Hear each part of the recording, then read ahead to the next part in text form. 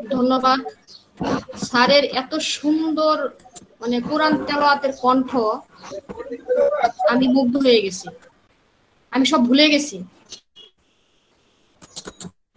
খুবই ভালো লাগছে স্যারের কণ্ঠটা, আসলে খুবই সুন্দর কোরআন তেলাওয়াত।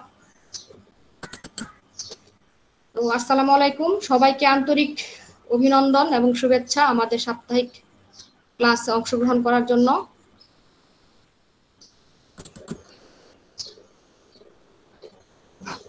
স্ক্রিন কি দেখা যাচ্ছে? জি ম্যাম, দেখা যাচ্ছে। কোনো প্রবলেম হলে আমি আপনাকে নক করব। বেসিক্যালি সাউন্ডের ব্যাপারে কোনো প্রবলেম হলে আপনি অবশ্যই আমাকে একটু নক করবেন। ওকে ম্যাম, ওকে। আজকে আমার সময় খুবই কম, আমি প্রথমেই ক্ষমা প্রার্থী। আমার আসলে ইমার্জেন্সি একটা কাজে মানে একটা দাওয়াত আছে, আমাকে যেতে হবে নারায়ণগঞ্জে। আমি অলরেডি রেডি হয়ে বসে আছি, মানে আপনাদের জাস্ট ক্লাসটা শেষ হলেই আমি বের হয়ে যাব আর কি।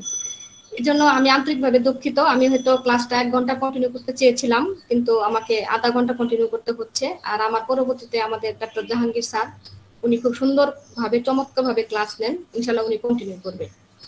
তো যেহেতু আমি অ্যাসিড গ্রুপ মেডিসিন গুলো পড়াচ্ছি, গ্রুপ মেডিসিন, তো প্রত্যেকবারই গ্রুপ মেডিসিন গুলো পড়ানোর সময় কিন্তু আমি মেইন যেমন যে ক্যারেক্টারিস, মায়াজম এগুলো পড়িয়ে যাব, কারণ তাহলে কিন্তু আমাদের যে মেইন ক্যারেক্টারগুলি ভিতরে মাথায় গেঁথে যাবে। যেমন এই অ্যাসিড গ্রুপ মেডিসিনের ক্যারেক্টারগুলি কি হয়, প্রত্যেকটা মেডিসিনের ক্যারেক্টারই থাকে, তারা চিলি থাকে, এটা সেনসিটিভ টু কোল্ড, ড্রাফট মানে কোল্ড ইন জেনারেল।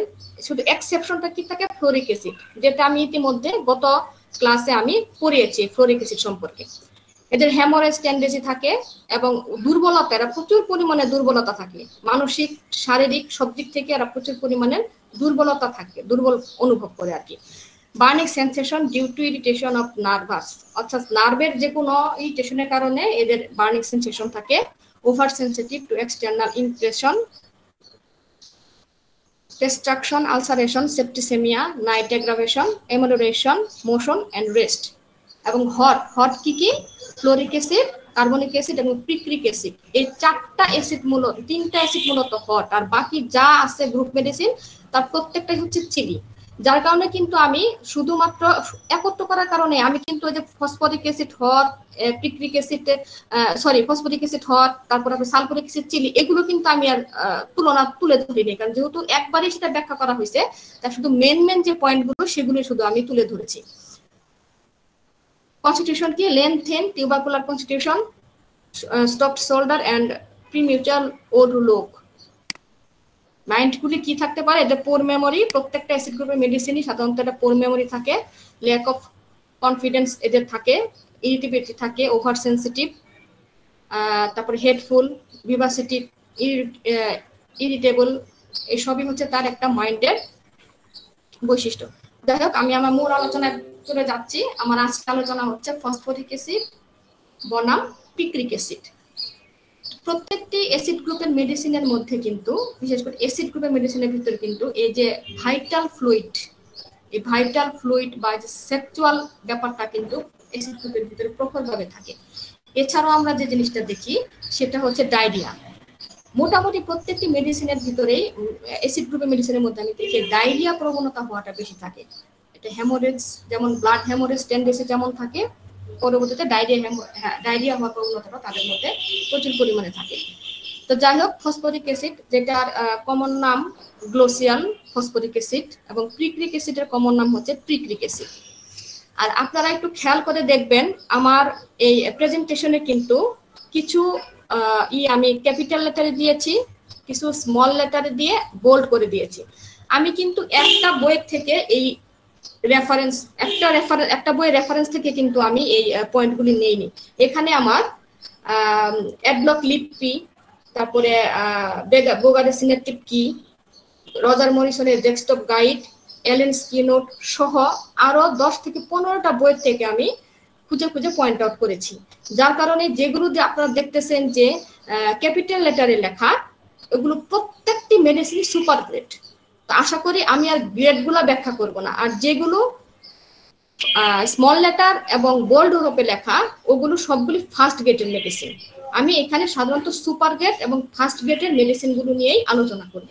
আমরা তো ইতিমধ্যে লিপ্পির বই সম্পর্কে জানি যে লিপ্পি আমাদের কত সুন্দর চমৎকার বই লিখছে। যাদের আপনার আপনাদের কাছে লিপির বই যদি কারো কাছে না থাকে তাহলে আপনারা অবশ্যই কালেক্ট করে নেবেন। লিপির বইয়ে আপনি চমৎকার ভাবে কিনোট সহকারে প্রত্যেকটা মেডিসিনের তুলনামূলক আলোচনা আপনি পাবেন।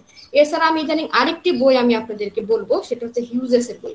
আপনি যদি হিউজেস এর বইটি একবার দেখেন আপনি অসম মানে আশ্চর্য হয়ে যাবেন যে হিউজেস এর বইতে কি চমৎকার করে একটা মেডিসিনকে কিভাবে প্রবীণ করছে, কত তারিখে করছে, কয় ফুটা দিচ্ছে, কি কিভাবে করছে এবং ওর ভিতরে কি ধরনের রূপ লক্ষণগুলি প্রকাশ করছে ডিটেলস। মানে আমি সেদিন অ্যাপডেটন করতে গিয়ে আমি অবাক হয়ে গেছি যে ইউজেস এর বইগুলোতে এত সুন্দর করে অ্যাপডেটন এই যে মেডিসিন গুলোর চিত্র, মেডিসিন গুলা কিভাবে প্রুভ হইলো, কিভাবে প্রভারের কাছে গেল, সেটা কত সনে টাইম টু ডেট অনুযায়ী এই মানে ইউজেস আমাদেরকে এগুলো তুলে ধরেছে। তো ভালো ভালো বই যদি আমরা পড়ি তাহলে কিন্তু আমাদের এই ম্যাথমেটিক্যাল জ্ঞান সম্পর্কে অনেক ধারণা হয় এবং আমরা সঠিক শুদ্ধ জ্ঞানগুলোকে কিন্তু আমরা পাই। তো যাই হোক আলহামদুলিল্লাহ, ফার্স্ট যে পয়েন্টটা সেটা হচ্ছে সেট ডিসপেয়ার অফ কিউর, অর্থাৎ ফসফরিক অ্যাসিডের পেশেন্টগুলি প্রত্যেকটি পেশেন্টই কিন্তু সেট থাকে অ্যাসিড গ্রুপের, ম্যাক্সিমাম অ্যাসিড গ্রুপের ম্যাক্সিমাম পেশেন্টগুলাই সেট। আর এটা আমাদের কিন্তু একটা সাইকোসোমাটিক একটি মেডিসিন আমি বলবো এই ফসফরিক অ্যাসিড।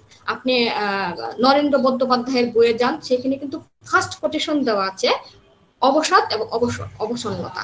তার মানে কি, তারা মনের দিক থেকে প্রচন্ড দুর্বল থাকে। তারা এতটাই দুর্বল থাকে যে তাদের যে কোনো কাজ কর্ম কথাবার্তা চলাফেরা তাদের কোনো কিছুই করতে পারে না। তারা কিন্তু ইচ্ছা করলেই একটু উঠে দাঁড়াতে পারে, বসে দাঁড়াতে পারে, অন্যের সাথে কথা বলতে পারে, কিন্তু তারা সেটা করে না, কারণ তারা মেন্টালি দিক থেকে প্রচন্ড পরিমাণের দুর্বল হয়। কেন এই দুর্বলতা?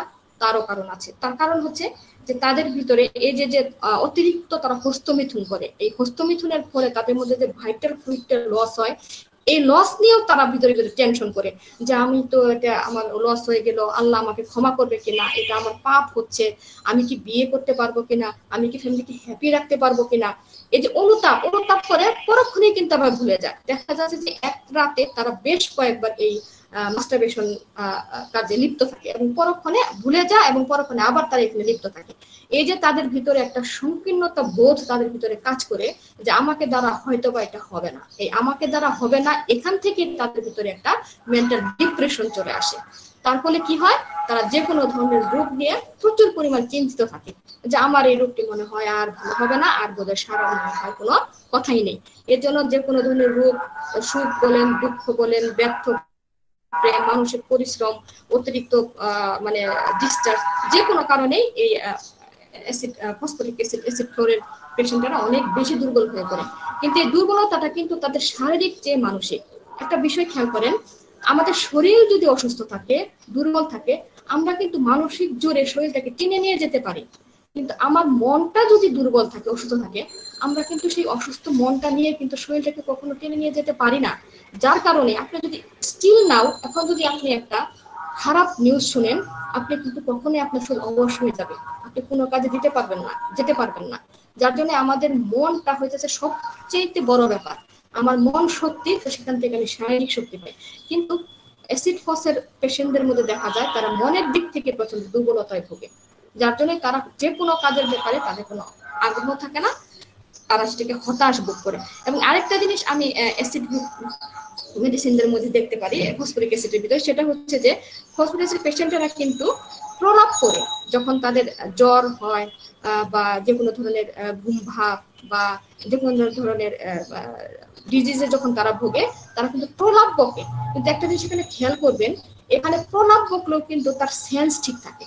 দেখা যাচ্ছে একটি পেশেন্ট প্রচন্ড জ্বরে সে প্রলাপ বকছে, আপনি যদি জিজ্ঞাসা করেন আপনার জ্বরটা কেমন লাগছে, আপনার কি মাথা ব্যথা এখানে আছে, বা শীত লাগছে কিনা, বা গরম লাগছে কিনা, বা আপনার নাম কি, বা কি খাবেন, যে কোনো কোশ্চেন আপনি করেন না কেন, তারা কিন্তু সেটা সঠিক উত্তর দিতে পারবে। এবং দেওয়ার পরে কি হবে, পরক্ষণে তারা ঘুমিয়ে যায়। যেটা কিন্তু আমি জেলসিমিয়ামের মধ্যেও আছে, কিন্তু জেলসিমিয়ামের রোগীরা কিন্তু সঠিকভাবে সেই উত্তরটা দিতে পারে না, তারা একদম ঘুম ভাব নিয়ে লেটিয়ে যায়। আর অ্যাসিড ফসের তারা সঠিকভাবে তাদের উত্তরটা দিয়ে আবার তারা একদম মানে ঘুম অবস্থায় পড়ে যায়। এটা হচ্ছে একটি অ্যাসিড ফসের একটি লক্ষণ আর কি। তো সেকেন্ডটা কি হচ্ছে, slow to answer, forgetful, mental weakness after grief. অর্থাৎ কি, তারা তাদের যে আপনি কোশ্চেন করবেন, সেই প্রত্যেকটি কোশ্চেনে কিন্তু সে খুব স্লোলি অ্যান্সার দিবে। ওই যে মনস্তাপ, তাদের তো মাইন্ড স্ট্রং না, তারা মেন্টালি দিক থেকে এতটাই উইক থাকে যে তারা সবকিছু ভুলে যায়, ইভেন তাদের নামটাও, যেটা কিন্তু আমরা মেডোরিনামের মধ্যেও পাই যে তাদের নামটা সহজে ভুলে যায়। এই যে একটা ভুলে যাওয়ার প্রবণতা, এই যে একটু আস্তে আস্তে কথা বলা, এটা কিন্তু সম্পূর্ণই কিন্তু একটা সাইকোসোমাটিক পেশেন্টের লক্ষণ, কারণ তার মেন্টালিটা আগে এফেক্ট করে, তারপর থেকে সেই সমস্যাগুলো তার শারীরিকভাবে চলে আসে। লস অফ মেমোরি, অর্থাৎ সে খুব তার মেমোরি লস থাকে, সে কি করবে না করবে, আজ যা বলতেছে কাল ভুলে যাচ্ছে, এই ধরনের একটা টেন্ডেন্সি এই অ্যাসিড ফসের পেশেন্টের মধ্যে থাকে। অপরদিকে আমি প্রিক্রিক অ্যাসিডে যাই। প্রিক্রিক অ্যাসিড হবে কি, এটা হবে মাইন্ড ডাল এবং unable to concentrate or read more than a few minutes at a time। মানে কি, তাদের ব্রেনটা এই ফসফরিক অ্যাসিডের ব্রেনও কিন্তু ডাল থাকে, কিন্তু তার মানে কিন্তু এই না যে সে কিছু সময় পর্যন্ত পড়াশোনা করতে পারে, সে করতে পারে, তার মেমোরি ডাল থাকে কিন্তু সে পড়াশোনা কন্টিনিউ করতে পারে। কিন্তু অপরদিকে পিক্রিক অ্যাসিডের পেশেন্টগুলো কিন্তু তারা একটা টাইম তারা কিন্তু কিছু মিনিট সময় কিন্তু তারা পড়াশোনাতে মানে মনোযোগ দিতে পারে না, যেটা কনসেন্ট্রেট করতে পারে না, যেটাকে আমরা ব্রেন ফ্যাগ হিসেবে বলি, এটা কিন্তু প্রিক্রিক অ্যাসিডের পেশেন্টের মধ্যে আছে।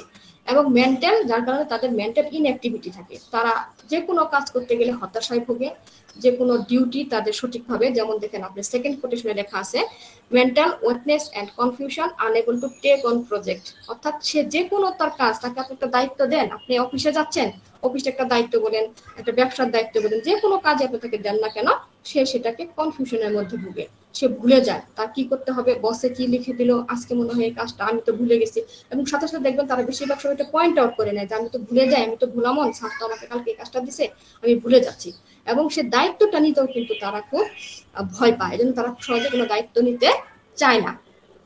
আবার এদিকে আমি অ্যাসিড ফসের কথা চিন্তা করি, এটা হচ্ছে হোম সিকনেস। হোম সিকনেসটা কি, এটার আমি লক্ষণটা, হোম সিকনেস লক্ষণটা কিন্তু এই যে অরাম, তারপরে কার্বো animals, Causticum, Ignatia, ক্যালিফস, pulsatilla, sulphur, যাই হোক এরকম অনেক মেডিসিনের মধ্যে পাই।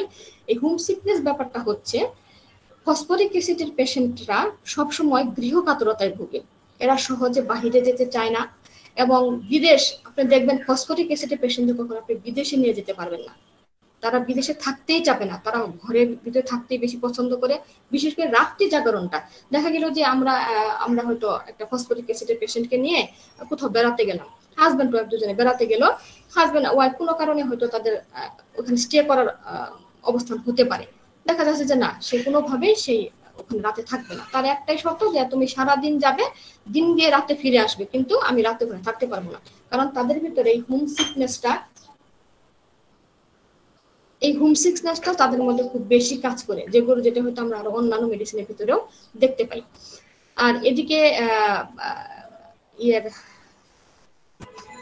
কি বলে পিক্রিক অ্যাসিডটা কি, পয়েটেস exertion bring on speedy exertion, যেটা আমরা আর্সেনিক, ক্যাম্ফর, ক্যালিফস, ফসফরাস এবং ভিটামিন দেখতে পারি। তার মানে কি, অল্প একটু যদি সে মানে টেনশন করে বা একটু কোনো প্রকার মানসিক একটু দুশ্চিন্তা থাকলো, তাহলে তার সকল কাজকর্মটাকে লস করে দেয়, মানে সে কোনো কিছুই এই কাজটাকে কোনো উদ্যমতার সাথে করতে পারে না, এটা হচ্ছে প্রিক্রিক অ্যাসিডের একটি লক্ষণ। তারপর আছে wants nothing and cares for nothing, তার মানে কি, এই ছোট্ট একটি কথাতে কিন্তু বিশাল অনেক কিছু বোঝা যাচ্ছে, সে কিছুই চায় না, তার আসলে কিছুই চাওয়ার নেই, ঠিক আছে না চাইলো, কিন্তু তারপরেও কিন্তু সে কারোর দিকে কোনো খেয়াল নাই, মানে অন্যরা কি করলো, অন্যরা কি ভাবলো, তার প্রতি ওটা খেয়াল নাই।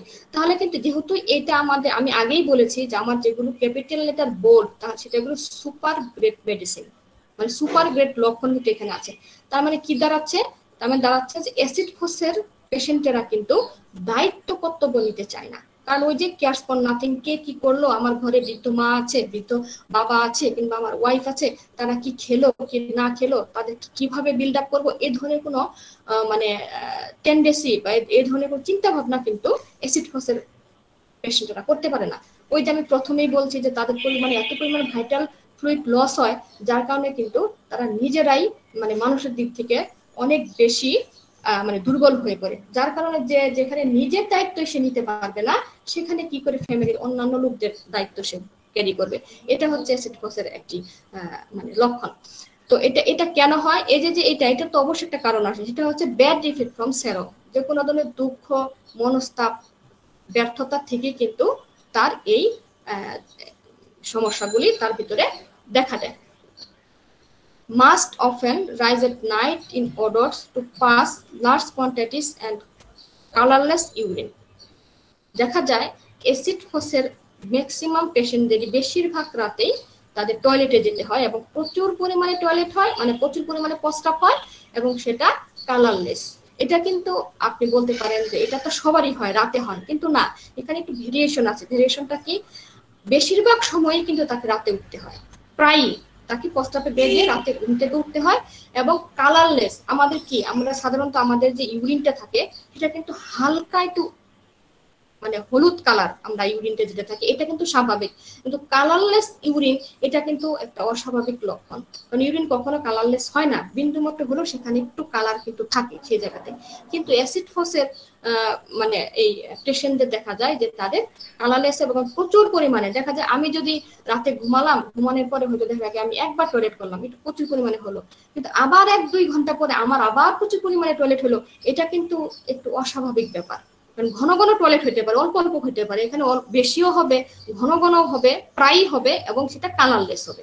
তাহলে এটা কিন্তু এর জন্য অ্যাসিড ফসের রোগীগুলোকে আমরা যখন কোশ্চেন করব তখন কিন্তু আমরা এইভাবেই করব যে আপনার প্রস্তাবটা কেমন, আপনি রাতে কত। মার্কসলের পেশেন্টদেরও কিন্তু একটা মিউর এবং মার্কসলের পেশেন্টরাও কিন্তু, এবং সালফার মার্কসল দুইটা পেশেন্টও কিন্তু রাতে করে টয়লেট হয়। কিন্তু ওদের থেকে যে ডিফারেন্সটা কি, মার্কসলের ঘাম হবে, প্রস্তাবের প্রচুর পরিমাণে দুর্গন্ধ থাকবে, এবং সালফারেরও দুর্গন্ধ থাকে। আর এই যে কালারলেস কথাটা, এই কালারলেস কথাটা কিন্তু আপনি মার্কসল এবং সালফারের মধ্যে পাবেন না, যেটা কিন্তু শুধুমাত্র ফসফরিক অ্যাসিডের মধ্যে কিন্তু আপনি মার্কসল এবং ইয়াটা পাবেন, কালারলেসটা কিন্তু পাবেন, যাকে আমরা বলি সরি গ্লাইকোসোরিয়া এন্ড পলিউরিয়া। মানে কি, অর্থাৎ তার ইউরিনে গ্লুকোজ যাচ্ছে এবং ইউরিয়া যাচ্ছে, এই দুইটা যাওয়ার কারণেই কিন্তু তার এই ইউরিনে এই ধরনের প্রবলেমটা দেখা দেয়। তারপর হচ্ছে ফর্মিকেশন।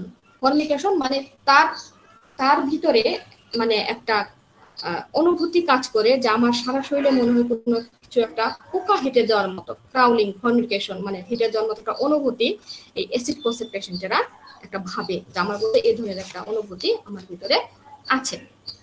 ও আরেকটি ব্যাপার, অ্যাসিড ফসের কিন্তু এই যে দুধের মতো ঘন প্রস্রাব, এটা আমি বললাম, কিন্তু সাদাটা বললাম মানে দুধের মতো কালারলেস, এবং সেটা হতে পারে দুধের মতো কালারটা প্রস্রাবের। এটা হচ্ছে অ্যাসিড ফসের একটি চিত্র।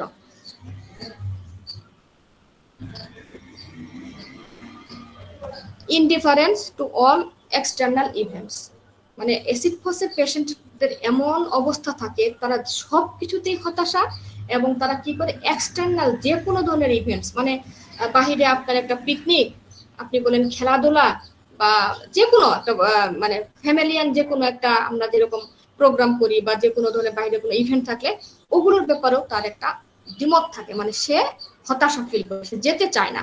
তাকে দেখা যায় যে ফ্যামিলিরা জোর করে বাধ্য করে এ ধরনের কালচারাল প্রোগ্রাম বা যে কোনো ধরনের ইভেন্টস আপনি বলেন না কেন তাকে নিয়ে যেতে হয়। এটাও কিন্তু আমরা ফসফরিক অ্যাসিড পেশেন্টের ভিতরে আমরা খুব জোরে দেখতে পারি।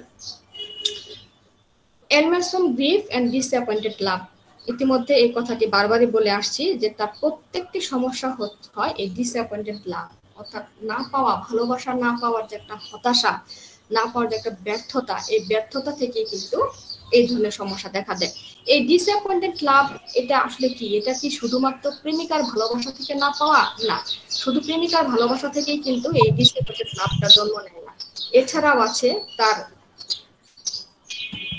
সে ফ্যামিলি থেকে ডিটাচড হতে পারে, ফ্যামিলি থেকে অবহেলিত হতে পারে, ফ্যামিলি থেকে ভালোবাসার দ্বারা সে প্রতারিত হতে পারে, বড় ধরনের জীবনে কোনো একটা কষ্ট তার ভিতরে থাকতে পারে। এই সকল কারণ থেকে কিন্তু, এবং সাথে যদি তার মাস্টারবেশন করার অভ্যাস এবং দ্রুত সিমিনাল ডিসচার্জ আউট, তার সে যদি দেখতে লিনথিন এমাসিয়েট হয়, এবং তার আরো কিছু তার বাহ্যিক চেহারা আছে, যেমন তার সে দ্রুত কিন্তু বেড়ে ওঠে, এই ইয়ের উপরে যেখানে অলরেডি দেওয়া আছে grows too fat and too tall. ফসফরাসের পেশেন্টদের মতো এই ফসফরিক অ্যাসিডও কিন্তু খুব দ্রুত বেড়ে ওঠে, কারণ ফসফরিক অ্যাসিড এবং ফসফরাসের মধ্যে তো একটি দুটো সূত্র অবশ্যই আছে।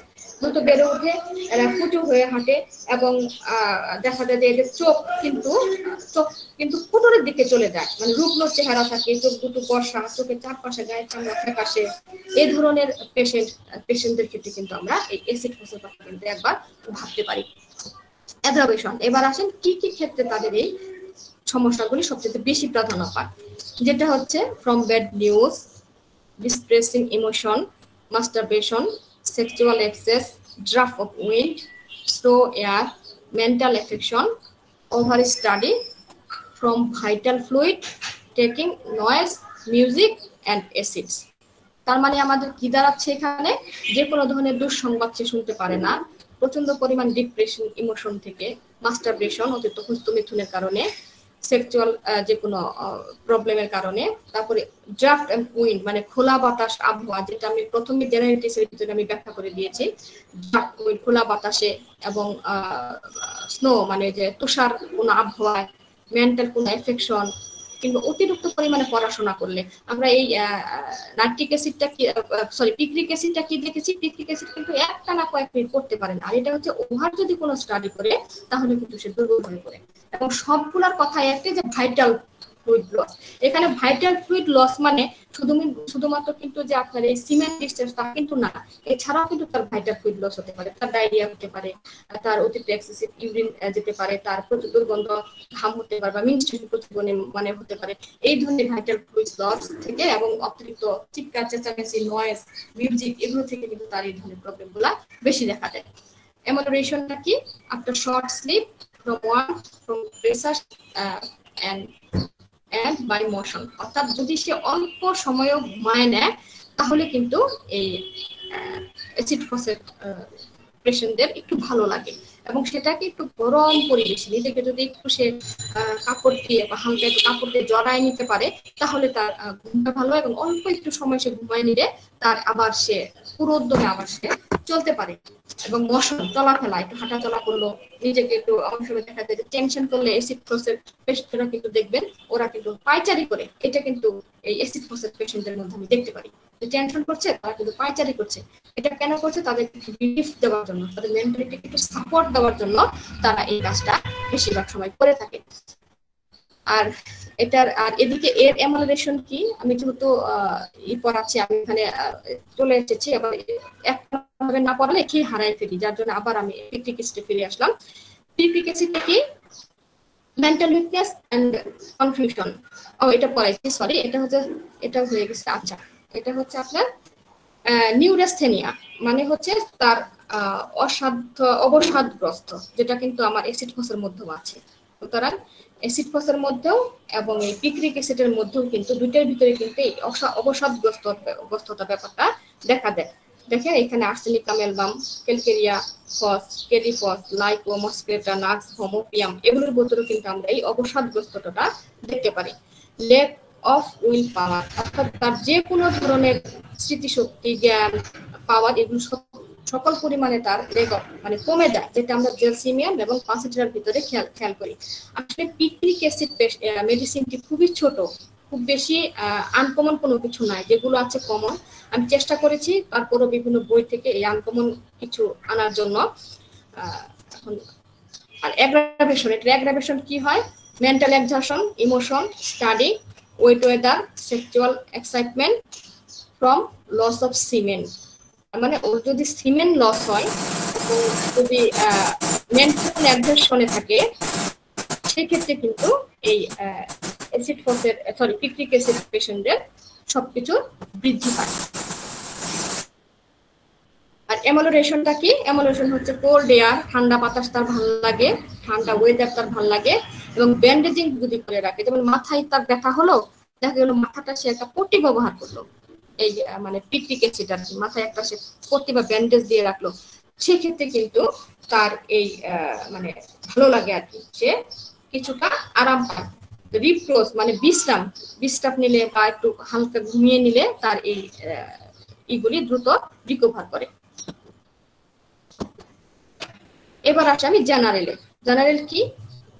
ফসফরিক অ্যাসিডের জেনারেল হচ্ছে prolapse start from grief, illness, drug of alcohol abuse. অর্থাৎ সে কিন্তু প্রলাপস হয়ে যায়, স্টেয়ার মানে কি তার চোখের পাতাটা স্থির হয়ে যায়, সেটা প্রলাপস হয়ে যায়। কখন? সে গ্রিফ যখন সে মনস্তাপে ভোগে বা কোনো ধরনের অসুস্থতা এবং অতিরিক্ত মাত্রায় যদি সে অ্যালকোহল গ্রহণ করে, তাহলে কিন্তু সে এই চোখ দুটো তার স্থির হয়ে যায়, কিন্তু বডি না, শুধু তার স্টেয়ার, চোখের পাতাগুলি কিন্তু এখানে স্থির হয়ে যায়। এখানে আমি আরেকটা বিষয় বলি যে আমাদের ইদানিং অনেক ইয়াং জেনারেশন আছে যে সুন্দরী মেয়ে দেখলে একদম চোখের পলক পড়ে না। তাহলে আমরা কি সেটাকে অ্যাসিড ফসের কথা চিন্তা করতে পারি? যে দেখা যাচ্ছে যে সে সুন্দরী আতিশয্য হয়ে একদম চোখের পলক পড়ে যাচ্ছে না। সাবধান, আপনারা এরকম দেখে কিন্তু সহজে চটে যায় না, যে সুন্দরী হয়ে মনে হয় একদম আমার দিকে অপলক দৃষ্টিতে তাকিয়ে আছে, চোখ মনে হয় আর নিচেই পড়তেছে না। বুঝতে হবে এটার ভিতরে কিন্তু অবশ্যই অ্যাসিড ফসের প্রবলেমও থাকতে পারে। যাই হোক, একটু মজা করার জন্য বললাম। Prolapse after long diarrhoea or any fluid loss, অর্থাৎ তার কিন্তু অনেকক্ষণ সময় ধরে এই যে ডায়রিয়া এবং ফ্লুইড লস হয়। এবং ফ্লুইড লস যে হয় এখানে একটু বোঝার ব্যাপার আছে, আমি দুইটা কথা পরপর বুঝি। Profuse diarrhoea not producing the expected prostration, painless watery diarrhoea. তার মানে কি, তার যদি প্রচুর পরিমাণে কোনো ভাইটাল লস হয় এবং ডায়রিয়া হয়, সে কিন্তু প্রস্টেশন হয় না, মানে গ্রেট প্রস্টেশন যেটা আমরা আর্সেনিক অ্যালবামের মধ্যে দেখতে পারি, এরকম কিন্তু হয় না। কিন্তু তার কি হচ্ছে, ডিরেক্ট কিন্তু প্রলাপসে চলে যায়। তার মানে আপনি দেখা গেছে আমার একদিনে আমার 10-12 বার আমার ডায়রিয়া হলো, তাহলে কি আমার শরীরটা কিন্তু দুর্বল হওয়ার কথা। ও আচ্ছা, সময় হয়ে গেছে না? দুর্বল হওয়ার কথা শরীরটা, আমার প্রস্টেশন চলে আসার কথা, কিন্তু আমার মধ্যে কিন্তু সেটা মোটেও আসে না। আমার কি হয়, আমি ডিরেক্ট প্রলাপসে চলে যাই। তার মানে এটা কিন্তু বুঝতে হবে যে সে মানে ধীরে ধীরে না হয়ে একবারে মানে ভাঙবে তবু মচকাবে না। এটা হচ্ছে এই মানে অ্যাসিড ফ্লোরের একটা বিষয়, যে আমি ভাঙবো কিন্তু মচকাবো না। আর এখানে জেনারেল এমুলেশন একটা হচ্ছে যে, ঠিক আছে, স্লিপ, এটা তার ভালো লাগে যদি সে সামান্য পরিমাণ ঘুমায়, শর্ট যদি ঘুমিয়ে নেয়, তাহলে অ্যাসিড ফসের পেশেন্টরা অনেক ভালো বোধ করে। ক্ল্যামি স্টিকি টাং, অর্থাৎ তাদের জিহ্বাটা আঠালো এবং চটচটে থাকে, যেটা আমরা পাসিটিলা পেশেন্টের মতো দেখতে পারি। Frequent urination during chill or fever, অর্থাৎ যদি তার ঘুম এবং এই জ্বর থাকে এবং শীত ভাব থাকে, সে সাথে কিন্তু তার প্রচুর পরিমাণে ঘন ঘন প্রস্রাব হওয়ার একটা টেন্ডেন্সি তার মধ্যে থাকে, যেটা আমরা মার্কসেলের ভিতরে কিন্তু দেখতে পারি। আরেকটা হচ্ছে ফেন্টিং আফটার ইটিং, মানে খাবারের পরে তার ফিট হওয়ার একটা টেন্ডেন্সি থাকে। ইমিউশন যাওয়ার পরে, মানে যে কোনো বীর্যপাত হওয়ার পরে তার ফিটের টেন্ডেন্সি থাকে। এবং এক্সাইটমেন্ট যদি হয়ে যায়, তাহলে তার ভিতরে এই টেন্ডেন্সি গুলি থাকে। নাইট সোয়াট টুয়ার্ডস মর্নিং, অর্থাৎ সে এত পরিমাণে রাতে ঘামে যে ঘামটা তার সকাল পর্যন্ত চলে, এত পরিমাণের এই অ্যাসিড ফসের পেশেন্টেরা ঘামে, যেটাতে আমরা ক্যালিকাপ, মার্কসল এবং নাইট্রিক অ্যাসিড পেশেন্টের মধ্যেও কিন্তু আমরা দেখতে পারি। Are several emission in one night, দেখা যায় যে এক রাতে প্রায় সেভারেল ইমিশন দেখা দেয় একদম অ্যাসিড ফসের পেশেন্টের মধ্যে। সেমিনাল ইমিশন হোয়েন প্রেসিং এট স্টুল, এটা একটা গুরুত্বপূর্ণ লক্ষণ। দেখা যাচ্ছে যদি কোনো ফসফরিক অ্যাসিডের কোনো পেশেন্ট যদি টয়লেট করতে দিতে যে একটা চাপ আমরা দেই, এই চাপ দেওয়ার সময় তার কিন্তু কিছু সিমিনাল বের হয়ে যায়। এখানেও কিন্তু আপনারা সহজেই একটি অ্যাসিড প্রুফি মেডিসিনকে, ফসফরিক অ্যাসিড প্রুফি মেডিসিনকে কিন্তু আপনারা আলাদা করতে পারবেন। The semen is discharged shortly and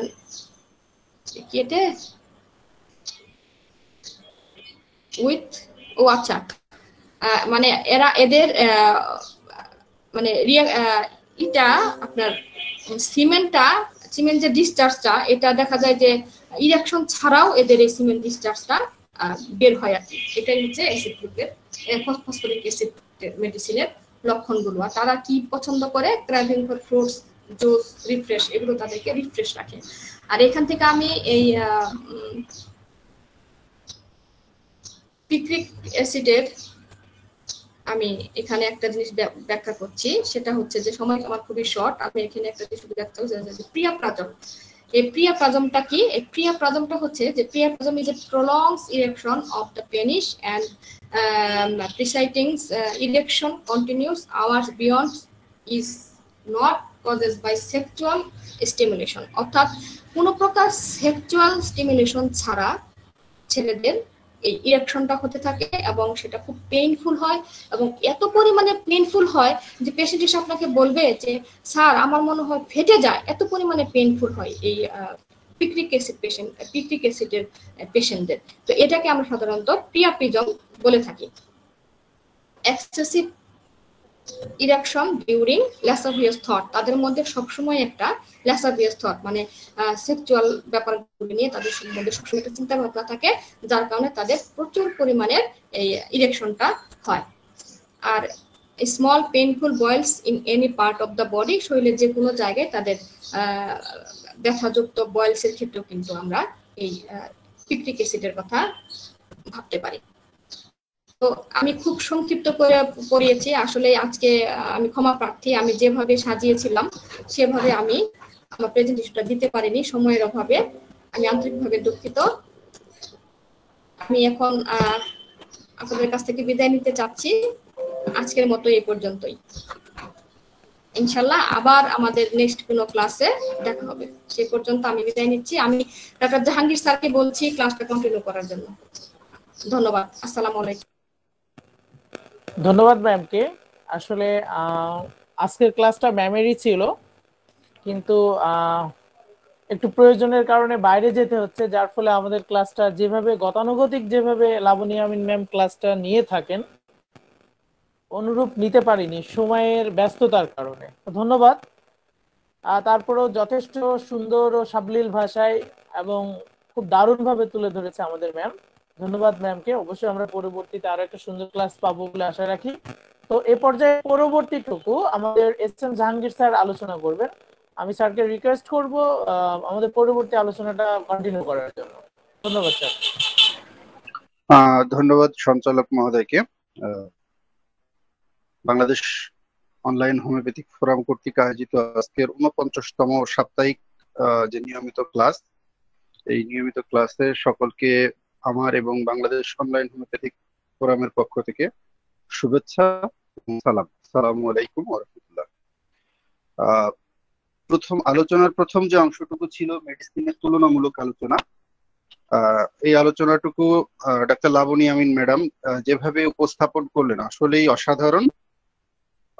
এবং এখান থেকে আমরা একটা বিষয় হচ্ছে যে একটা মেডিসিনের তুলনা হতে পারে, গ্রুপ ওয়াইজ কিছু তুলনা থাকে, সেই তুলনাগুলো ম্যাডাম খুব সুন্দরভাবে আমাদের সামনে উপস্থাপন করেছেন। যদিও সময় স্বল্পতা বা সময়ের কিছু সমস্যা তার কারণে উনি ওনার মানে যে পূর্ণাঙ্গ আলোচনা উনি করেন, এত সুন্দর আলোচনা করেন, আমি কিছু আলোচনা ওনার শুনেছি, শোনার সৌভাগ্য আমার হয়েছে। সেই সুন্দর আলোচনা উনি ওনার আজকে পারিবারিক ব্যস্ততার কারণে করতে পারেননি বলে আসলে সংগঠনের পক্ষ থেকে আমরা সকলেই আন্তরিকভাবে দুঃখিত। এখানে সংগঠন বা সংগঠনের বাইরে যারা যে শিক্ষার্থী বা চিকিৎসক উপস্থিত আছেন তারা এটাকে ক্ষমা সুন্দর দৃষ্টিতে দেখবেন বলে আমি আশা রাখি। আমি গত ক্লাসে কিছু অ্যানাটমিক্যাল বিষয় বলেছিলাম, বিশেষ করে জেনারেল অ্যানাটমির কিছু অংশ বলেছিলাম, ওর সাথে আমার ডাইজেস্টিভ সিস্টেম বলার কথা ছিল। আজকে আমি আসলে প্রেজেন্টেশন করব না, জাস্ট আপনাদেরকে কিছু বিষয় উল্লেখ করব। আমরা কেন আসলে গতদিন অ্যানাটমি শুরু করেছিলাম কিন্তু আমার ডাইজেস্টিভ সিস্টেমটা শেষ হয়নি। আমি পরবর্তী যদি কখনো সুযোগ হয় ইনশাআল্লাহ ডাইজেস্টিভ সিস্টেম বা সিস্টেম ওয়াইজ অ্যানাটমি এবং ফিজিওলজির কিছু কমন চেষ্টা করব। আমাদের এখানে উপস্থিত আছেন অত্র সংগঠনের মাননীয় সভাপতি, যুগ্ম মহাসচিব সহ উপদেষ্টা পরিষদের সদস্যবৃন্দ এবং বিভিন্ন বিভাগীয় কমিটির সদস্যবৃন্দ। সকলের কাছে আমি প্রথমেই ক্ষমা চেয়ে নিচ্ছি, কারণ আমার আজকের আলোচনাটা একটু অন্য প্রাসঙ্গিক হবে। অন্য প্রাসঙ্গিক এই কারণেই বলছি, এটা নিয়ে অনেকেই হয়তোবা মতামতের ক্ষেত্রে মতভেদ তৈরি করতে পারেন, কিন্তু সবাই একটু চোখ বুজে চিন্তা করবেন যে আসলে আমরা কোন পথে চলছি। একটু চোখ বুজে জিরো লাইনে দাঁড়িয়ে যদি চিন্তা করেন, আমার কাছে মনে হয় যে আপনি একটি নির্দিষ্ট সিদ্ধান্তে পৌঁছাতে পারবেন। হোমিওপ্যাথিতে হ্যানিম্যান কিন্তু আমাদেরকে পক্ষপাত দুষ্ট হতে নিষেধ করেছেন। অর্গাননের সূত্রের মধ্যেই উনি বলে দিয়েছেন আমাকে অবজারভার হতে হবে, কিন্তু এই অবজার্ভ করার জন্য যে অবজারভার আমি হব, এই অবজার্ভ যেন আমার পক্ষপাত দৃষ্টিকোণে না থাকে। অনেক সময় আমরা মেডিসিন সিলেকশন করি এভাবে, বা বাংলাদেশ সহ অন্যান্য দেশেও অভিজ্ঞতার কথাটা বারবার চলে আসে যে না, আমি এই রোগীর ক্ষেত্রে বা এই রোগের ক্ষেত্রে আমি প্রথমে এই ওষুধটা দিয়েছিলাম, এই ওষুধটি হয়তো বা কাজ করবে। বেশিরভাগ চিকিৎসক কিন্তু আমরা এইভাবেই ট্রিটমেন্ট করে থাকি। কিন্তু হ্যানিম্যান কিন্তু তার অর্গানন এবং ক্রনিক ডিজিজ সহ বিভিন্ন নির্দেশনায় বলে দিয়েছেন আপনার সামনে যখন একটি রোগী আসছে, হয়তোবা তার রোগ লক্ষণ আরেকটি রোগীর রোগ লক্ষণের সাথে মিল আছে, কিন্তু ঔষধ আপনার ওই রোগী এবং পরের রোগীর এক হবে না। এটাই হোমিওপ্যাথির একটি মানে স্বাতন্ত্রিক বৈশিষ্ট্য। অ্যালোপ্যাথি বা মডার্ন মেডিকেল সায়েন্স যেটাকে আমরা বলছি, সেখানে আপনি জ্বরের ট্রিটমেন্টের জন্য ট্রিটমেন্ট প্রসিডিউর এবং মেডিসিন একই হবে, প্রস্রাবের ইনফেকশন বা ইউটিআই এর জন্য একই হবে। যদি কারোর পিআইডি থাকে, ঠিক আছে, যেটাকে সংক্ষেপে পিআইডি লেখা থাকে, পেলভিক ইনফ্লামেটরি ডিজিজ, ঠিক আছে। আর একটা হচ্ছে পিইউডি, পেপটিক আলসার ডিজিজ। এই যে বিষয়গুলো এক একটা রোগীর ক্ষেত্রে থাকে, তারা কিন্তু ঔষধগুলো দেখেন প্রায় সেম দেয়, কিন্তু হোমিওপ্যাথির ক্ষেত্রে কিন্তু ঔষধ সেম নয়। আপনি রোগীর কাছে রোগ লক্ষণ নিচ্ছেন, আপনি প্র্যাকটিস অফ মেডিসিনে যে রোগীর সাইন সিমটম পড়ছেন সেগুলো কমন সাইন সিমটম, কিন্তু আমরা নির্ভর করি মেডিসিন সিলেকশনের ক্ষেত্রে হ্যানিম্যানের যে নির্দেশনা, আপনাকে অবশ্যই peculiar, uncommon, striking, singular symptom খুঁজতে হবে। আপনি যে সবসময় পাবেন সেটাও না, হয়তোবা আমার জ্ঞানের অক্ষমতার বা জ্ঞান কমের জন্য আমি হয়তো একটা রোগীর কাছ থেকে পিকুলিয়ার সিমটম নিতে পারছি না, কিন্তু বা তার মধ্যে থেকে একটা স্ট্রাইকিং সিমটম আমি বের করতে পারছি না, সেটা আমার ব্যক্তিগত সমস্যা হতে পারে, আমার জ্ঞানের স্বল্পতা হতে পারে। কিন্তু হোমিওপ্যাথি কিন্তু আপনাকে ওই নির্দেশনা দিচ্ছে, আর সেইটা বের করার জন্য আপনাকে অবশ্যই প্র্যাকটিস অফ মেডিসিনের নলেজ জানা প্রয়োজন, অ্যানাটমির জ্ঞান জানা প্রয়োজন, ফিজিওলজি জানা প্রয়োজন, প্যাথোলজি জানা প্রয়োজন।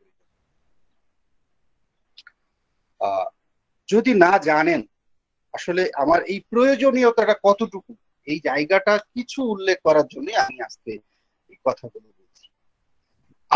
আমি ট্রিটমেন্ট করছি, আমাদের মধ্যে হোমিওপ্যাথি যে ডাক্তার বাংলাদেশে কোর্স ওয়াইজ দেখেন, ব্যাচেলর ডিগ্রি আছে, ডিপ্লোমা ডিগ্রি আছে, আরেকটা ডিগ্রি মানে কোর্স এলএমএসপি নামে কোর্স আছে।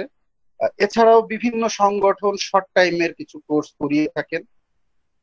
এছাড়াও বাংলাদেশে অধিকাংশ হোমিওপ্যাথি চিকিৎসক বংশ পরম্পরায় হয়তোবা তার বাবা, দাদা বা ভাই করেছে। এভাবে অনেক অভিজ্ঞ চিকিৎসক আছেন, তাদেরকে আমার সালাম।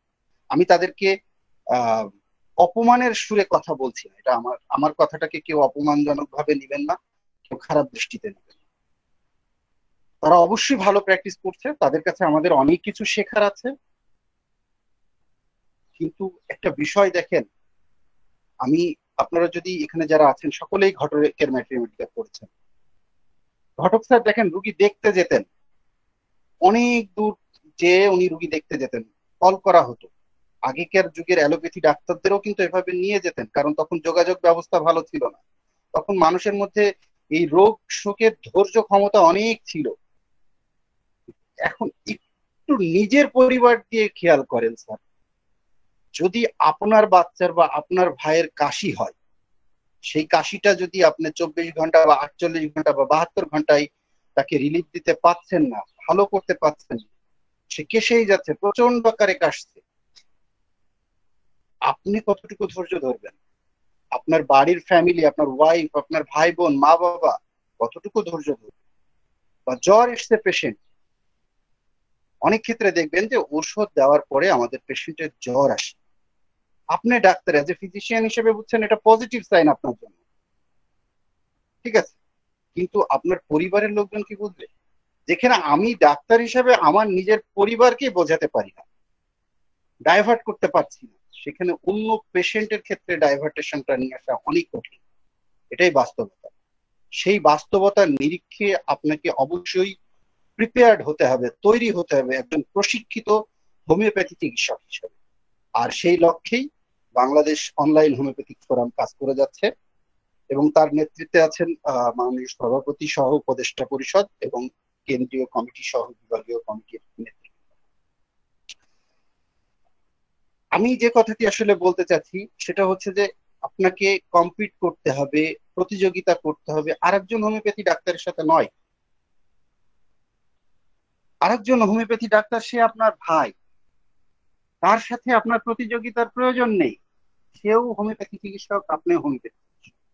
কিন্তু যে কেসগুলো আপনার কাছে আসে অ্যালোপ্যাথি ফেরত, হয়তো বা বাইরের দেশে, আমাদের বাংলাদেশের পার্সপেক্টিভে ইন্ডিয়া থেকে অনেক অনেক পেশেন্ট ইন্ডিয়াতে বুকের অনেক আশাবাদ বাজে যায় যে সেখানে আমরা ভালো হব, কিন্তু ফিরে আসছে আপনার কাছে আসছে এক গাদা রিপোর্ট নিয়ে।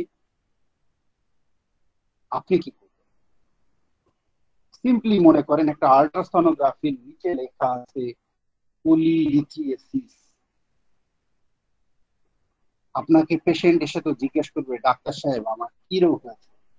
আপনি কি বলবেন যে তোমার লাইকোপোডিয়াম হয়েছে, তোমার কার্ডুয়াস মেরি হয়েছে? এটি কি বলা এই বর্তমান যুগে, বর্তমান সময়ের পরিপ্রেক্ষিতে কতটুকু সামঞ্জস্যপূর্ণ? হয়তোবা আমার কথার সাথে আপনারা দ্বিমত পোষণ করবেন, হোমিওপ্যাথিতে রোগ বলে কিছু নেই, রোগের কথা উল্লেখ করা যাবে না। কিন্তু আপনাদের জ্ঞাতার্থে বলছি, আপনারা একটু অর্গানন করুন।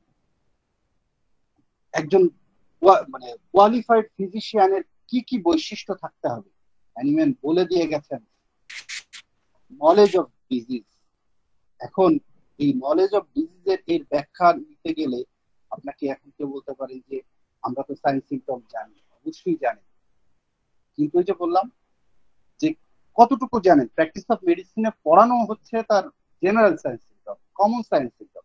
আপনি যদি কমনটা জানেন তাহলে কিন্তু রোগীর মধ্যে অ্যাবনর্মাল কোনো লক্ষণ আপনি যদি খুঁজে পান তাহলেই আপনার মেডিসিন সিলেকশনের জন্য খুব সুন্দর একটি পথ আপনাকে ম্যাথমেটিকা এবং রেপার্টরি। আমি এখানে একটি রোগীর বর্ণনা দিতে চাই, কেন প্রয়োজন এই প্র্যাকটিস অফ মেডিসিন, কেন প্রয়োজন প্যাথোলজি, কেন প্রয়োজন অ্যানাটমি। আমি একটি আল্ট্রাসাউন্ড রিপোর্টের কথা বলেছি, নিচে লেখা আছে পলিলিথিয়েসিস, দ্যাট মিন্স গল স্টোনে পাথর হয়েছে। এটা গল ব্লাডারে পাথর পাথর গল স্টোন, যেটাকে আমরা খুব সংক্ষেপে বলে থাকি। সাধারণত গল স্টোনের পেশেন্টের ব্যথা হওয়ার কথা কোথায়? গল ব্লাডারটা থাকে লিভারের নিচে, inferior surface of the liver. এখন আপনি বা আমি জানলাম না লিভার কোথায় থাকে, আমি জানলাম না লিভারের সাইজ বা গল ব্লাডারটা কোথায় থাকে, এটা যদি আমি না জেনে থাকি তাহলে তো ওই রুগী আমার কাছে অতটা স্যাটিসফাই হবে না। রুগী এসে বলছে যে ডাক্তার সাহেব আমার ব্যথা করছে বাম পাশে, এই রিপোর্ট আপনাকে দেখিয়েছে কিন্তু ব্যথার কথা বলছে বাম পাশে।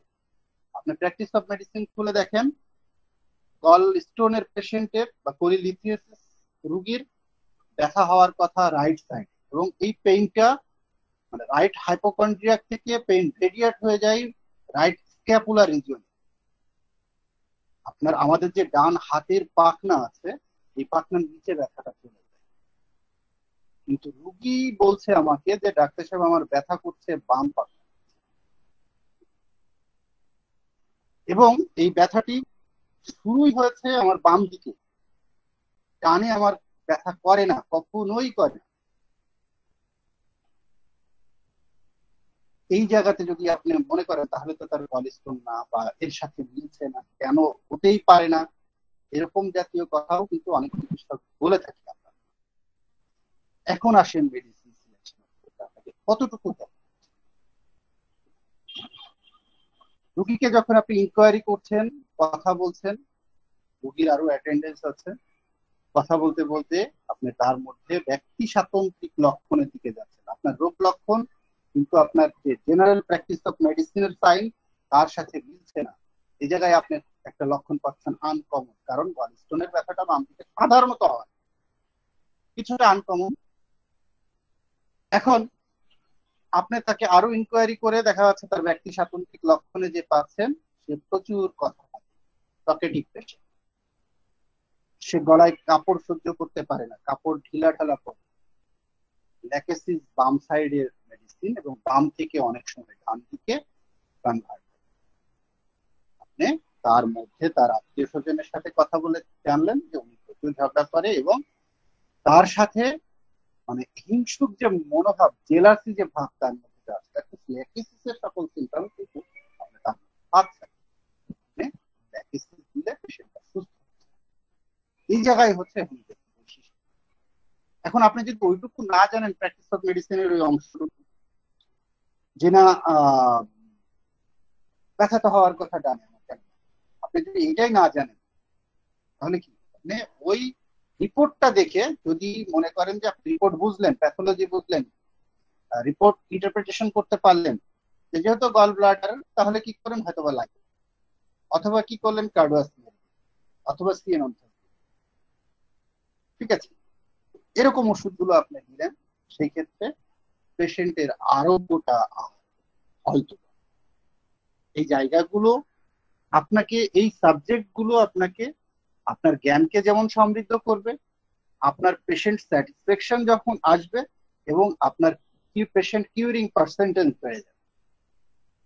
অনেকেই হয়তো বলবেন যে প্রয়োজন নেই, প্রয়োজন নেই, প্রয়োজন নেই।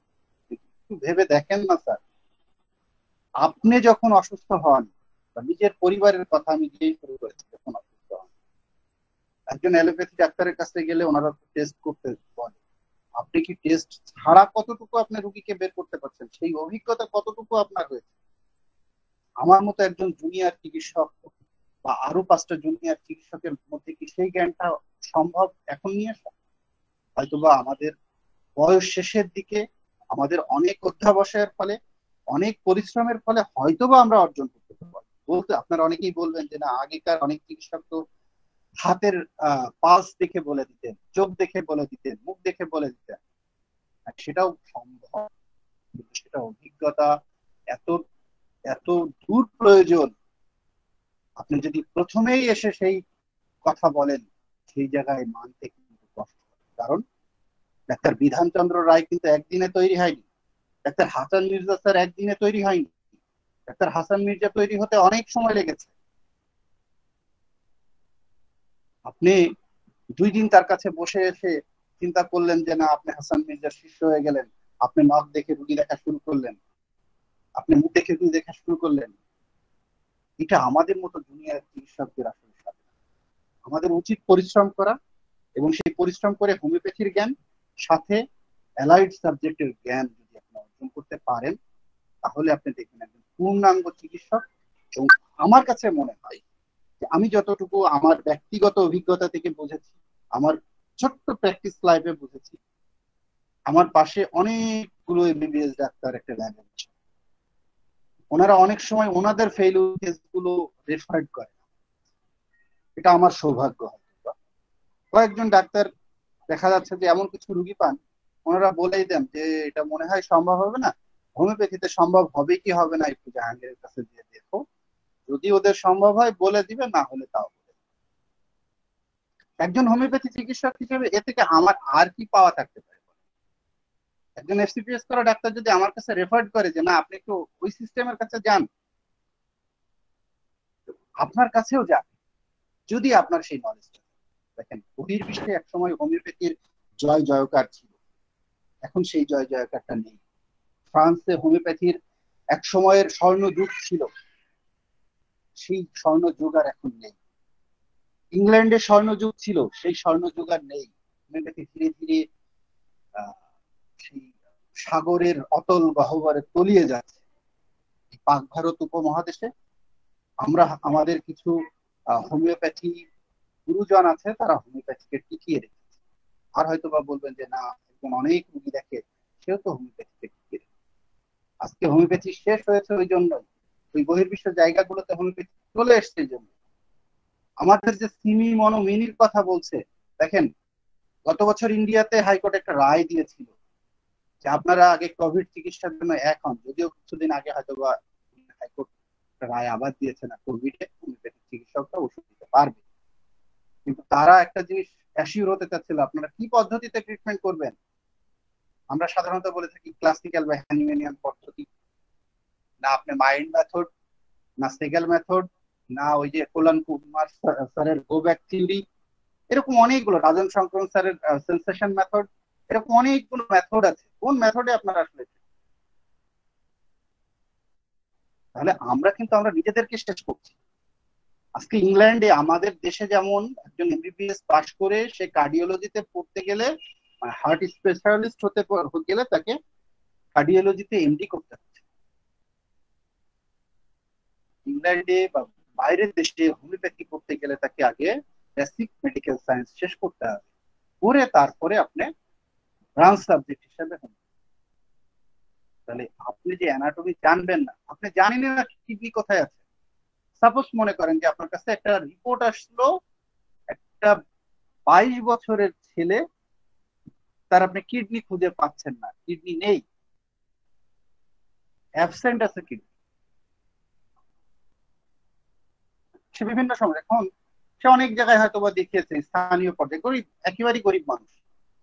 এখন আপনি ডিপ্লোমা করে হন বা গ্রাজুয়েশন করে হন, আপনার অনেক রোগী আপনার কাছে রিপোর্ট নিয়ে এসে দেখালো যে ডাক্তার সাহেব আসলে কি হয়েছে আমার ছেলে, আপনি বলতেই পারলেন। জন্মগতভাবে তার কিডনিটা ছোট আছে, আপনি মাপ জানেন না, বলতে পারলেন না তাকে।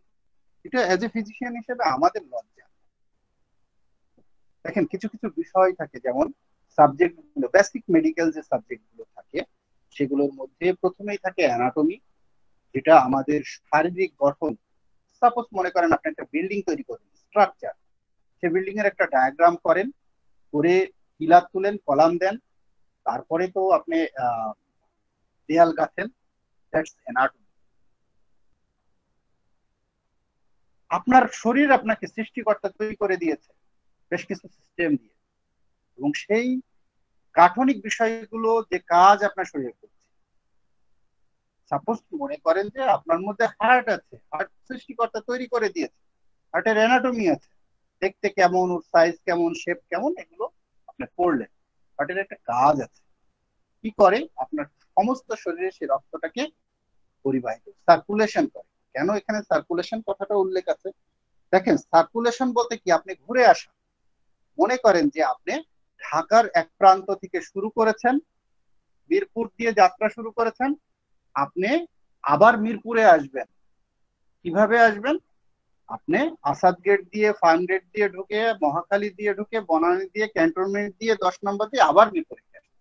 That is the circulation. Heart কি করছে? পাম্প করছে, রক্ত সমস্ত শরীরে চলে যাচ্ছে। এটা অক্সিজেনেটেড ব্লাড, আবার দেহে রক্ত ফেরত আসছে, সেটা হচ্ছে কার্বন ডাই অক্সাইড।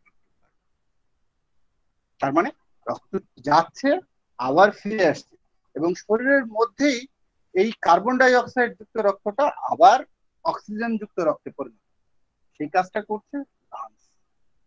আমরা যে নিঃশ্বাস নিচ্ছি, সৃষ্টিকর্তার দেওয়া মানে অপার মহিমা অক্সিজেন, সেই অক্সিজেন আমরা নাক দিয়ে নিচ্ছি, ফুসফুসে যাচ্ছে, ফুসফুসের একেবারে অ্যালভিওলে যে চেঞ্জ হচ্ছে, এক্সচেঞ্জ হচ্ছে।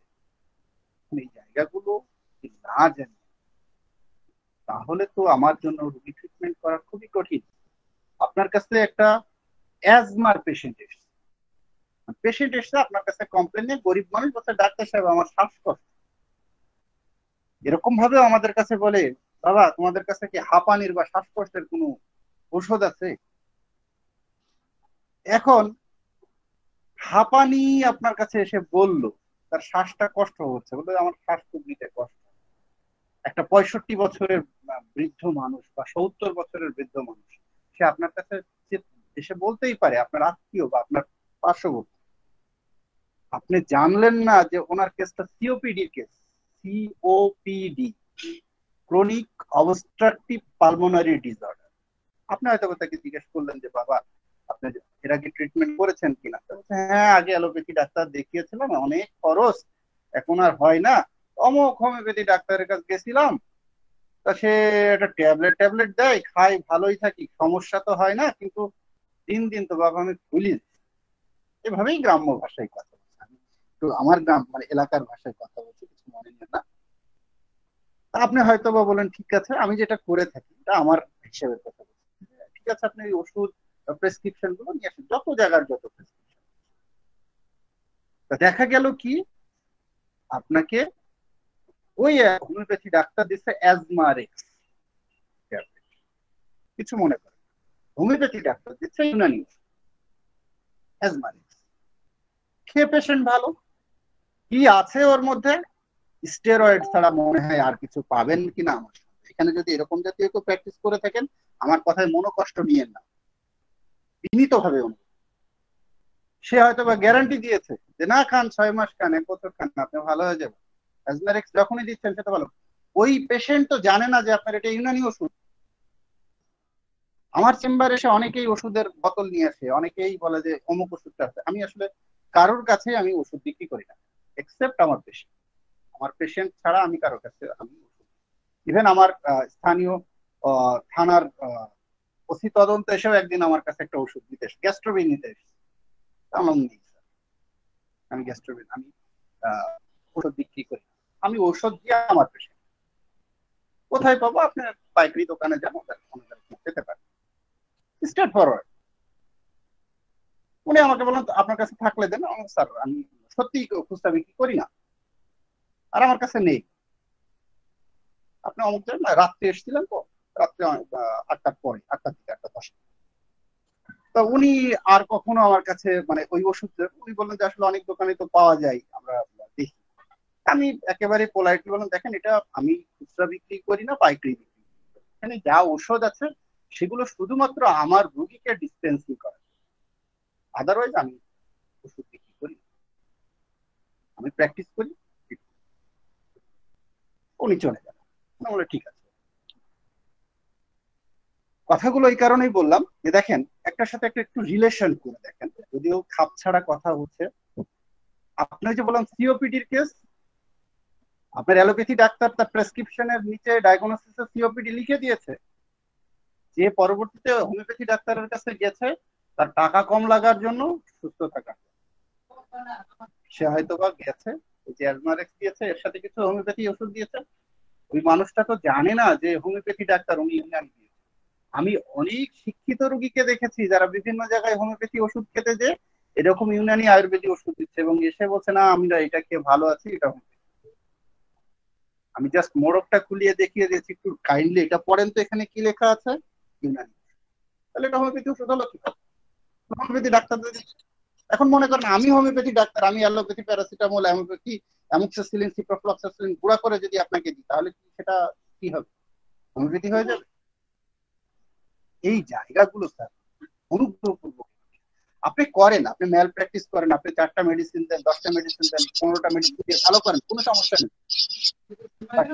হোমিওপ্যাথির নিয়ম সিমি মনো মিনি মিনি, আপনি চেষ্টা করেন। আপনি হয়তো পারছেন না, আপনি বলবেন যে আমার হচ্ছে, চেষ্টা করতে দোষ কি স্যার?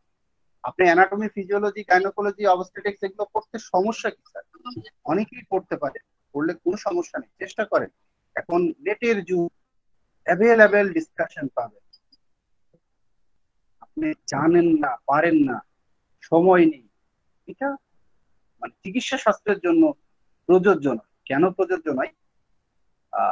এই কারণেই বলবো যে আমি আমার স্টুডেন্ট লাইফে আমার এলাকা থেকে যে রুগীগুলো যেত অ্যালোপ্যাথি ডাক্তারদের কাছে নিয়ে গেছি, আমার পরিচয় দিয়েছি। আমি বেশিরভাগ অ্যালোপ্যাথি প্রফেসরদের কাছে আমাকে খুব সাদরে গ্রহণ করেছে স্যার, আমাকে কখনো নেগলেক্ট করেনি, তুই একজন ছাড়া। তারা সবাই আমাকে পাশে বসিয়ে বুঝিয়েছে ডিজিজটা, পাশে বসে রোগী এক্সামিন করা শিখিয়েছে। আমি আসলেই ধন্য। স্কয়ার হসপিটালের একজন কার্ডিওলজিস্ট ছিলেন, আমার আম্মাকে এবং খালাকে সাথে আরো বেশ কিছু পেশেন্ট আমি ট্রিটমেন্ট করেছি ওনার কাছে। উনি আমাকে পাশে বসিয়ে মারমার সাউন্ড শিখিয়ে দিয়েছেন, এসডি ভিএসডি সাউন্ড কোথা থেকে পাবেন সেটা আমাকে স্টেপ ধরে শিখিয়ে দিয়েছেন। কয়জন হোমিওপ্যাথি ডাক্তার দেখেন, আমি গেছি অ্যালোপ্যাথি ডাক্তারের কাছে, উনি শেখাচ্ছেন আমাকে। প্রফেসর কোহিনুর বেগম ম্যাডাম তখন ঢাকা মেডিকেল কলেজের ডিপার্টমেন্টাল হেড ছিলেন, ওনার বাইরে অনেক রুগী, উনি আমাকে পাশে বসিয়ে ছবি এঁকে দিয়ে বোঝাচ্ছেন একটা রুগীর টেস্টিকুলার ফেমিনাইজেশন সিনড্রোমের রুগী, যে দেখো বাবা এটা এই রুগী, তুমি কি করবা। আমি জাস্ট এতটুকু বলেছিলাম, ম্যাডাম অপারেশনটা আপনার এখানে করলে হয় না। উনি আমাকে ধমক দিয়েছিলেন, তুমি কি বুঝতে পেরেছো কেসটা কি, তুমি কি জানো এই কেসটা কিসের কেস, তুমি এখনো মনে হয় বুঝতে পারো। তার বাইরে কিন্তু অনেক পেশেন্ট, দেখেন ওনারা কতটা উদার। আমাদের এই উদার মন মানসিকতার চিকিৎসকের খুব অভাব। সেই অভাব পূরণে এই বাংলাদেশ অনলাইন হোমিওপ্যাথিক ফোরাম কাজ করছে, এবং তার সুযোগ্য নেতৃত্বে আছেন ডাক্তার ইয়াকুব আলী সরকার স্যার। আমি তাকে মানে শ্রদ্ধা করি এবং সাথে স্যালুট জানাই। অনন্য মান্নান স্যার আছেন, নজরুল ইসলাম স্যার আছেন, আর নজরুল ইসলাম ভুইয়া স্যার আমার সরাসরি স্যার। অনেক কিছু ওনার কাছ থেকে শিখেছি। আমি এই কথাগুলো কেন বললাম, দেখেন ওই জায়গাগুলো যদি আমি না টার্ম ইউজ করতাম, তাহলে উনি কিন্তু বুঝতো যে না ও হোমিওপ্যাথি ডাক্তার, হোমিওপ্যাথি ডাক্তার। রাত 10টার সময় কোহিনুর ম্যাডাম বলে দেন ঢাকা মেডিকেলে নিয়ে যাও পেশেন্টটা, কারণ আমার সেখানে রেগুলার এমবিবিএস স্টুডেন্ট আছে, এমএস এফসিপিএস করা স্টুডেন্ট আছে, পিজিডি করার স্টুডেন্ট আছে। তাদের এই কেস শেখার প্রয়োজন, তাদের শিখতে হবে। এটা আসে না সাধারণত, রেয়ার কেস। এখন সে শেখানোর জন্য এই পেশেন্টটাকে তার লাভের থেকে সেখানে ট্রান্সফার। আমরা কয়জন, আমরা কারণ আমরা বুঝি না এই কাজটা রেয়ার। এটা আরো 5 জনের জানার প্রয়োজন। আপনার পাশে আরেকজন হোমিওপ্যাথি ডাক্তার আছে, তার সাথে আপনার মিল নেই, আমার মিল নেই, আমি তার সাথে কথা বলি না। এই জায়গায় হোমিওপ্যাথির ধন্যতা। বসেন না এক জায়গায় দুই ভাই মিলে, একটু আলাপ করেন, সে তো আপনার থেকে একটু বেশি জানতে পারে, হয়তোবা অ্যানাটমি সে বেশি জানে, আপনি মেডিসিন বেশি জানেন। দুই ভাইয়ের সিলেকশনে দেখবেন সেই পেশেন্টটা ওই সিওপিডি কেস, যেটা ইনকিউরেবল বলা হয়, সেও হয়তোবা আরাম পেতে পারে, ভালো হতে পারে, ভালো হওয়ার দিকে যেতে পারে। আমি যে সিওপিডি কেসের কথা বললাম, ওই চাচাকে আমি বুঝিয়ে দিলাম, দেখেন এটা এই ঘটনা, আপনি এই মেডিসিন গুলো খেলে হয়তোবা আরামে থাকে। তো আলটিমেটলি আপনার মধ্যে কোনো পরিবর্তনই হবে না, একসময় আপনার এই আরো প্রকট আকার, আপনি ধীরে ধীরে মোটা হয়ে যাচ্ছেন, এটারও একটা কারণ। তো উনি আলটিমেটলি যেটা করলেন যে বাবা তাহলে আমি কি করব, দেখেন আপনার খুব কষ্ট হবে, আপনি যদি এই মেডিসিনটা ছেড়ে দেন আপনার খুবই কষ্ট হবে, অনেক কষ্ট সহ্য আপনি করতে পারেন। ওনাকে আমি কিছুটা, ওনার ছেলে পরে ওনার ছেলে এসেছিল, ওনার ছেলে একটা কলেজের শিক্ষক, আমি একটু বুঝিয়ে দিলাম, ওনার ছেলেও বুঝলো। বলার পরে বললাম যে দেখেন আপনার আগে পারিবারিক সিদ্ধান্ত নেন করবেন কিনা।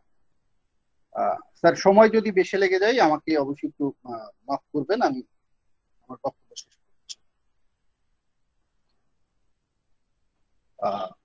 সেক্ষেত্রে ওনারা বোঝার পরে দেখেন হোমিওপ্যাথি শুরু করব। আমি এই ট্রিটমেন্টে একা করি নাই, কারণ সত্য কথা আমার মেডিকেল নলেজ খুবই কম, অন্যান্য সাবজেক্টে নলেজও কম। আমাদের এখানে আমরা মাঝে মাঝে 2-3 জন চিকিৎসক এক জায়গায় বসি। আমি ওনার হিস্ট্রি নেওয়ার পরে ফোনেই আমি দুজনের সাথে কন্ট্যাক্ট, আমরা দুই সময় একটা সিলেকশনে আসি। তারপরেও আমি আমার মনোপুত হচ্ছিল না বলে ওনাকে আমি জাস্ট ভাইটাম দিয়ে 2 দিনের জন্য ছেড়ে 3 দিনের জন্য, আপনি 3 দিন পরে আঙ্কেল দেখেন, এই 3 দিন আপনার বাড়বে, কারণ অ্যাজমারেক্স বন্ধ করলে তো বাড়বে। 3 দিন পরে আমরা একটা সময় নির্ধারণ করি, এর মধ্যে আমরা সন্ধ্যার পরে বসি কেসিস্ট্রি নিয়ে, 3 জনের মধ্যে একটা ওপেন ডিসকাশন হয়। কিছু ডিফারেন্সিয়েট ডায়াগনোসিসের যেরকম মেডিসিন বলা হয়, ডিডি করা বলে, এরকম বেশ কিছু মেডিসিনের লিস্ট আমরা তৈরি করি, যেন ওনার কাছে কি কি মেডিসিন আসতে পারে, যেটা আসলে এখন বর্তমানে কম্পিউটারাইজড রেপার্টরি আপনাকে সাহায্য। আপনি রেপার্টরি করলে আপনাকে এরকম একটা সেট অফ মেডিসিন, কিন্তু রেপার্টরি কম্পিউটার করলে ওই প্রথম মেডিসিনটাই আপনার হবে সিলেকশন, এটা কিন্তু 100% নয়। থার্ড গ্রেডের একটা মেডিসিন ওই পেশেন্টের জন্য অনেক ইম্পর্টেন্ট, কারণ ওনার মধ্যে একটা পিকুলিয়ার সিমটম আছে, যেটা ওই থার্ড গ্রেডের সিমটমটাই তার পিকুলিয়ার, ওই মেডিসিনটাই তার মধ্যে পিকুলিয়ার। আপনার হাজারো জেনারেল সিমটমের থেকে একটা পিকুলিয়ার সিমটমের মেডিসিন অনেক অনেক অনেক ইম্পর্টেন্ট। পরবর্তীতে আমাদের এই তিনজনের মধ্যে যে সিনিয়র, ওনার একটা মতামতের ভিত্তিতে তাকে আমরা অবশ্যই মেডিসিন সিলেকশন করি এবং বলে দিই যে আসলে দেখেন এই সিওপিডি কেস আসলে বা সিওপিডি রোগটা পুরোপুরি ভালো হয় না, এটাকে আপনাকে বহন করে নিতে বেড়াতে হবে। আপনি হয়তোবা হোমিওপ্যাথি খেয়ে একটু সুস্থতার দিকে যাবেন, এইটুকু আমরা আশা রাখি। কিন্তু তাকে এই যে রোগ সম্পর্কে বলে দেওয়াটা, এটাও কিন্তু উনি খুশি হয়েছেন যে না আমার রোগটা কি, আমাকে কিন্তু বলে দেয়। হয়তোবা যে অ্যালোপ্যাথি প্রফেসরের কাছে গেছেন উনি হয়তোবা জাস্ট লিখে দিয়েছেন কিন্তু বলে দেন। এই জায়গাগুলো যদি আমরা হোমিওপ্যাথি ডাক্তার একটু প্রগনোসিস বলে দিতে পারি তাহলে আমাদের সুনাম বাড়ে। আমি সকলের কাছেই আবারও করজোরে ক্ষমা চাচ্ছি, আমার বক্তব্যের মাঝে যদি কেউ কষ্ট পেয়ে থাকেন অবশ্যই ক্ষমা সুন্দর দৃষ্টিতে দেখবেন। ধন্যবাদ সকলকে। আসসালামু আলাইকুম।